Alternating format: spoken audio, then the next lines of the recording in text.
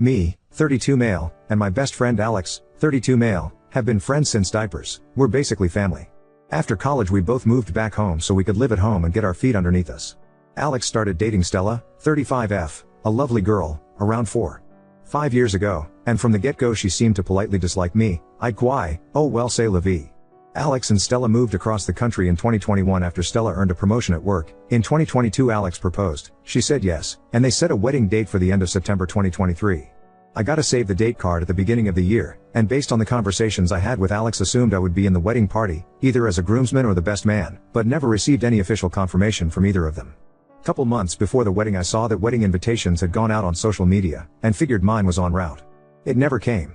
I waited a couple weeks, figured it might have just gotten lost in the mail, before I checked in with him. I called Alex and had a brief conversation with him where he was clearly agitated and said he was dealing with a lot, would be incommunicado for the near future, to direct any wedding related questions to Stella, and he'd called me when things cooled off. I called, texted, and emailed Stella several times over the course of a week but she didn't respond to any of them. At this point I figured I wouldn't be attending the wedding, and that things were really fucked up for some reason between the two of us. Yesterday, a little over 3 weeks after our last conversation, Alex DM'd asking if I was free to chat. I jumped at the opportunity to get some answers, and after exchanging pleasantries Alex jumped right into a spiel saying that he knew I was super busy with work and dealing with a lot of personal stuff but he'd love it if it could attend his wedding, even just as a guest, and wanted to know if there was anything he could do to help make that happen. I just blurted out that I'd love to but hadn't received an invitation. Alex stared blankly at me and said what? And I just kinda verbal vomited out that I hadn't received an invitation. That was the reason I'd called him a few weeks ago, that I'd contacted Stella about it but she never got back to me and left me on read, and that I had no idea what he was talking about me dealing with too much to be involved in the wedding. After a very pregnant pause, he said he needed to go sort things out, and that he'd call me when it was done. My phone's blowing TF up since with wedding attendees asking me WTF happened and why the wedding might be off now.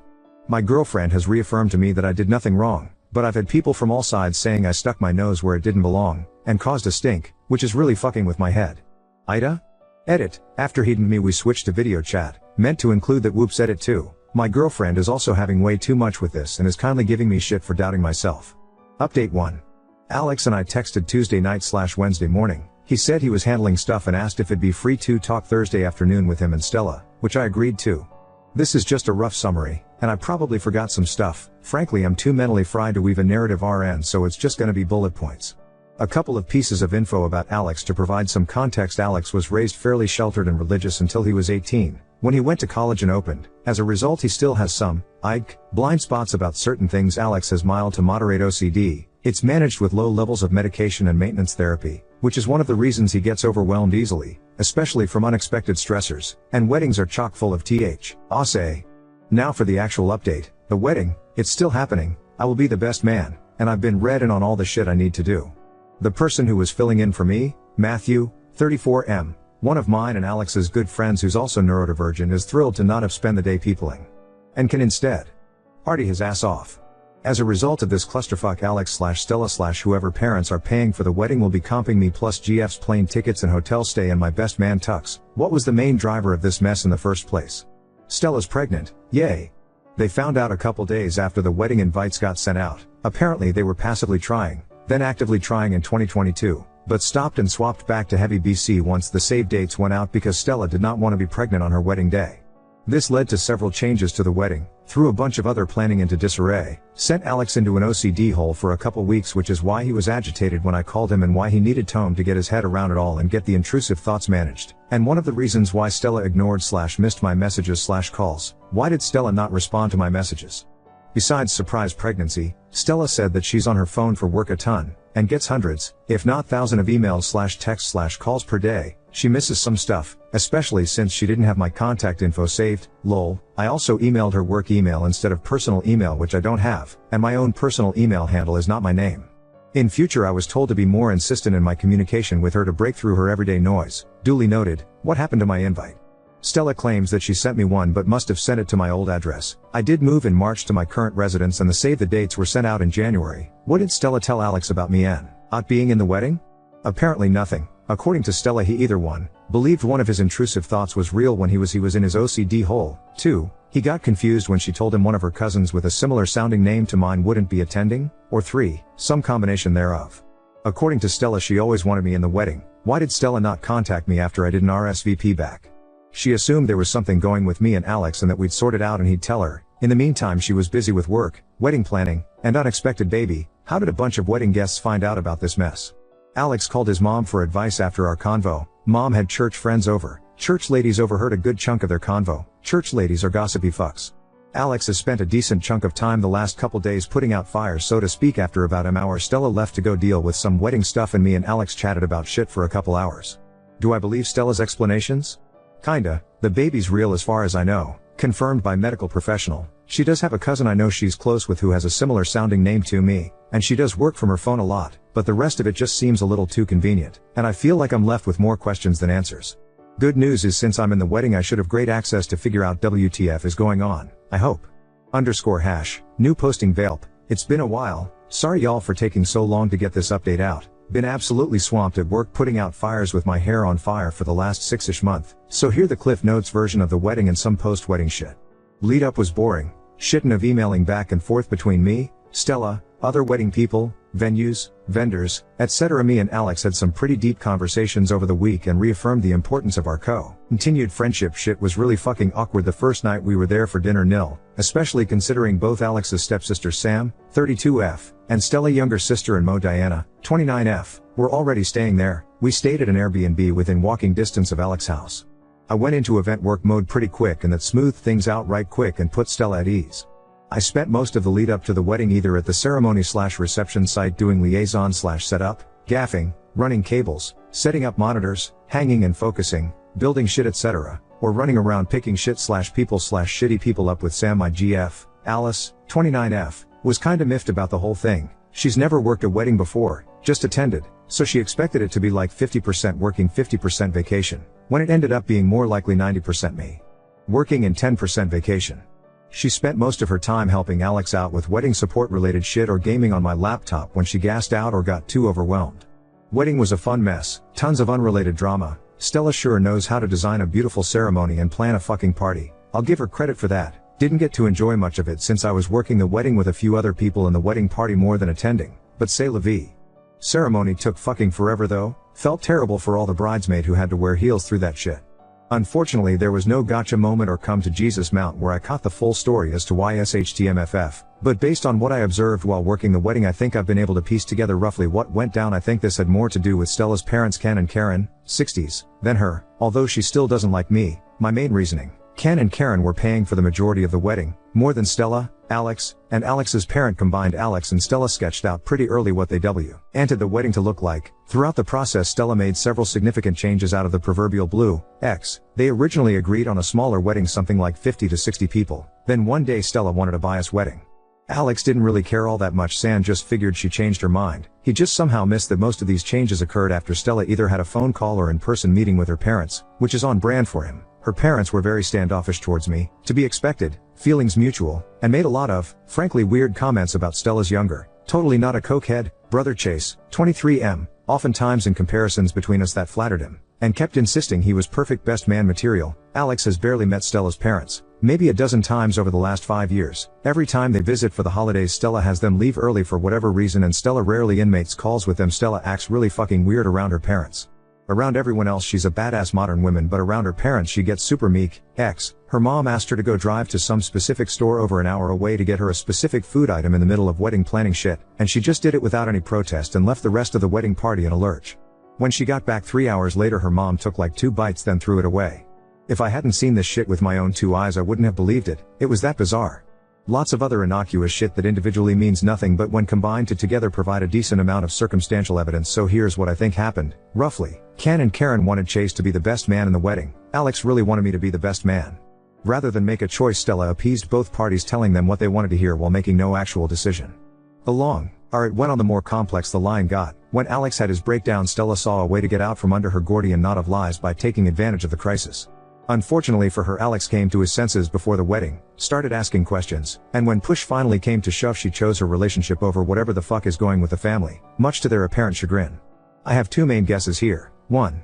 I swear, a lot, I tend to forget most people don't use the word fuck as a noun, verb, adjective, adverb, pronoun, preposition, conjunction, interjection, numeral, article, and determiner since I was working the wedding and I was on my best behavior and cut down on my swearing by a good 90%, which led me to noticing that any time swear, or anyone for that matter curses, Stella has a little grimace/cringe reaction. Stella herself also rarely curses, and if she does it's something pretty small like hell or damn it, followed by a quick apology. It's probably exacerbated by the fact that in spite of my generally unprofessional behavior I hold a fairly professional job. The dissonance can bother folks. 2. Politics, and before people freak out, I'm somewhere between a democratic socialist and socialist on the political spectrum. I am a far cry from conservative, but for Stella that's not far enough left, as from what I can tell she's either a tanky or tanky adjacent. This has been more or less confirmed to me based on her social media engagement relating to the major geopolitical events of the last 6 months or so. Probably exacerbated by the fact that my job involves working in geopolitics, so I am parts of the repressive imperialist Western system. And as it turns out I'm not the only person in the wedding who isn't super fond of Stella. Found my flock so to speak. Alex and Stella had a healthy baby girl, named Iris. Me and Sam are the godparents.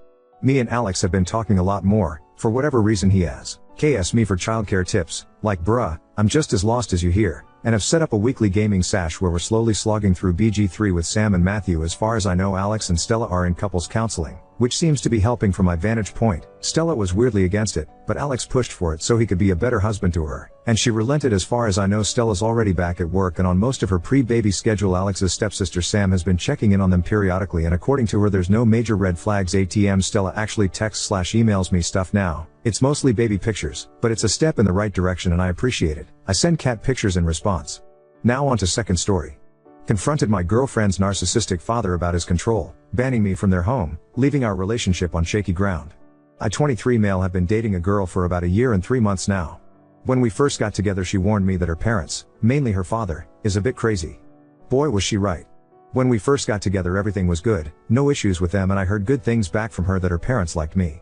Her dad is a very straight and arrow type of guy. His way or the highway. He has a lot of control over her, she has a curfew and is not allowed to stay over whatsoever. Don't even think about it. Which I can somewhat respect considering she still lives at home etc. She's not allowed to attend any of the weekend trips that me and my family go on even though her parents are invited to them as well. There was one instance where he did say yes that she could go on one camping trip with me and my family. What a fuck up. We were lying in bed at night about to go to bed. We have very limited service where we are, so text messages and phone calls kinda come when they want to. She gets a text message from her mother saying to call her ASAP etc. We blast out to the road to try and gain some better say LL service for a phone call. She reaches her mother and her mother tells her that she is here to pick her up. We passed by her on the way out but didn't clue in that it was her. We meet up with her mother and she says that her father sent her up here to get her. We are about 5 hours from home, so here we are thinking something terrible has happened for her to drive 5 hours to come get her only to find out that he just wants her home and regrets saying yes to her going. We stood there and talked for roughly 2 hours and her mother insulted me multiple times for reasons as dumb as the genre of music I like. Let me remind you her parents were invited on this trip but chose to stay home. They both end up staying with me and my family for the night. Her mother waking up and leaving before the sun rose due to fear of embarrassment. She goes home later that weekend to find that her mother is in trouble with her father because she went up there and tried to get my girlfriend to come home, which would then go against his word that she could go. Then my girlfriend was also in trouble for not listening to her mother. Sounds crazy, right? Just wait. Her mother has always been nice to me, making me coffees and sending me home with leftovers etc. Her father has always been nice to me as well, even though he always has something to say behind my back to my girlfriend for something as small as the vehicle I drive isn't a high quality long lasting Toyota. Just recently for family day I invited her family up to my father's house to go aving. Something I have done on a few occasions but they have never taken me up on my offer. This time they did. The morning of when they were supposed to come, her dad says he isn't feeling well. Which is fine, no pressure. He ends up saying he's going to pass but that her mom can still go and he will load the ATVs for her and she and my girlfriend can go together. So the ATVs are loaded, trucks packed, they're ready to leave. At the last minute he says to her that this isn't a good idea because she's never towed this specific trailer with this truck. She's been driving big trucks and trailers for over 30 years. They owned a landscaping company together. She ends up starting to second guess herself and ends up bailing too, but she still decides to come up and she will just ride one of our machines. The day goes by, we have an amazing day and she goes home to find him in a fit of rage that she went without him and all this other stuff from past experiences with her. Nothing bad, she's a very good wife and mother. He's just out to lunch. He ends up kicking her mother out for this and she goes and stays at a friend's house. Few days go by and she comes back and they talk. My girlfriend overhears them talking about me, mainly him yelling at her, and she's just listening. He tells her that she emotionally cheats on him with me because of how nice and helpful she is with me. The coffees, leftovers etc. Turns out he doesn't like that she's nice to me because I haven't put in the work. Not sure what that means, he can't even explain it himself. I have helped them around their house many times, from yard cleanup to cooking dinner and breakfast. This is getting to the point where he's mentally abusing all of us, and he's playing mental gymnastics to get them to listen to him and go by what he says. No one's allowed an opinion or an option. He just recently said I'm not allowed at their place anymore, which is extremely hard on my girlfriend to do all of the driving. We live about an hour apart. In the past he's complained that I don't come down enough. Now I'm not allowed at all for next to no reason other than his wife is nice to me. They stopped sleeping in the same bed, and he got mad at her for sleeping in the bed that I usually sleep in when I stay over there, saying that she's only sleeping in that bed because I did. He got so mad that he punched a hole in the door while she was trying to sleep. When they both listen to him and abide by his crazy rules, the house runs smooth. When they don't, it's like the sky is falling. There has been many instances like the ones I just explained over the years that my girlfriend has explained to me. Her mother has been kicked out over a dozen times for stuff as small as this. She's a battered woman. Everyone who she talks to is telling her to leave. Me, my family, her boss, her family, and even the women's shelter she called told her to leave. She won't, so I've gave up trying with her. She recently booked a trip for her and my girlfriend to go to England to see her mother. Her dad has a big fear of airplanes, so he does not fly. Over the whole family day situation, he made her cancel the trip to England, saying how if she didn't then she didn't love him. I should also mention that my girlfriend mother's mother is currently being treated for cancer and she hasn't seen her in over 10 years. She does end up canceling the trip and my girlfriend is devastated over it. Rightfully so. Anyways, there's lots more to this. This is just a drop in the bucket, but that's the main juicy stuff. Things are okay between her and I, but she always seems to get sucked into his crazy narcissistic ways, saying she's a terrible daughter and that her mother is an idiot for letting her date me, etc. I recently offered to let her move in with me to escape this, but she seems hesitant to leave them. I'm not going to twist her arm that if she doesn't leave to stay with me that I'm going to break up with her, but I frankly want absolutely nothing to do with her family anymore, and that's not healthy for her or I don't think. I feel bad leaving her over her family stuff, but I have to deal with these people for the rest of my life and I just know I won't be able to do it. I feel lost and muddy on how to deal with this. I don't see us lasting much longer if she stays with her family, because I will not deal with their stupid small bullshit issues with me and her dating. Mainly her father and her mother is just a spitting image of him due to reasons I have stated above. A lot of their marital issues are blamed on my girlfriend because her father is not approachable on anything, so her mother does it for her and that causes issues. Update 1. We also both really appreciate everyone's care and concern for my girlfriend's situation. It meant a lot to us both. I took everyone's advice and sat my girlfriend down for a chat before I made any permanent decisions. Despite being on Reddit asking about breaking up with her, I would actually like to keep her around. I did what a lot of you guys suggested and explained how I'm feeling with the situation with her parents and how much it puts on me. I told her how I don't see a happy future for either of us if things don't take a drastic change. I explained how when I look at my life the most stressful part is her parents and it shouldn't be that way.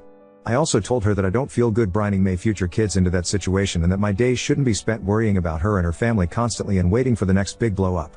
She was super upset that I was at the point of ending it with her. She reminded me of how she had me promise I wouldn't ditch her because of her parents, which made me feel very guilty. I told her I love her and I don't want to hurt her, but I also need to protect myself too. She said she understands that completely, and it's along that same line of reasoning for why she wants to move out, that she loves her parents but has to protect herself. She apologized several times for letting it go this far and dragging me into it. I could tell she felt absolutely horrible, which made me feel horrible in return. Something must have finally flipped for her because she asked if the offer of moving in was still on the table, and I told her it absolutely was. I asked her why she changed her mind and she said that she could never look at her parents the same for being the reason she lost a good guy who she loves and that she didn't want to go backwards anymore. So she moved out, told her dad where he could stuff it, and I'm happy to say we're unpacking her stuff and getting her settled in as I type this out.